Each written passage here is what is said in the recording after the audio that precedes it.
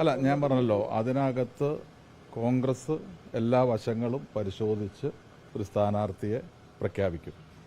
എല്ലാ കാര്യങ്ങളും നമുക്ക് ഈ ഒരു തെരഞ്ഞെടുപ്പിൽ ഒരു വലിയ ഭൂരിപക്ഷത്തിന് അവിടെ വിജയിക്കണം. അപ്പോൾ അതിനനുസരിച്ച് സ്ഥാനാർത്ഥികൾ ആരാണ് കൂടുതൽ നല്ലത്, ഒരേപോലുള്ള സ്ഥാനാർത്ഥികൾ അപ്പോൾ എങ്ങനെയാണ് അതിൻ്റെ കാര്യങ്ങൾ എന്നുള്ളതൊക്കെ പരിശോധിച്ച് പാർട്ടി തീരുമാനം പറയും.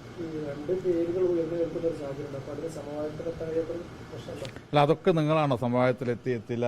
രണ്ടുപേരുണ്ട്, ഇന്ന് പറഞ്ഞ് വേറെയും പേരുകൾ വന്നിട്ടുണ്ട്, 3 പേര് വന്നിട്ടുണ്ടെന്നൊക്കെ ഏതോ ചാനലിൽ ഞാൻ കണ്ടു. അപ്പോൾ അതിനകത്ത് സ്വാഭാവികമാണ്, കോൺഗ്രസിനകത്ത് ഒരുപാട് നല്ല നേതാക്കളുണ്ട്.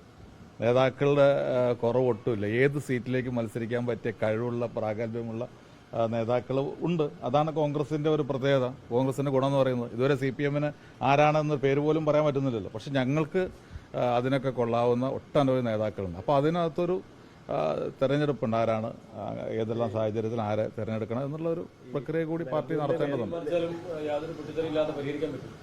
തീർച്ചയായിട്ടും UDF അതിനകത്ത് ഒറ്റക്കെട്ടായി തെരഞ്ഞെടുപ്പിനെ നേരിടും.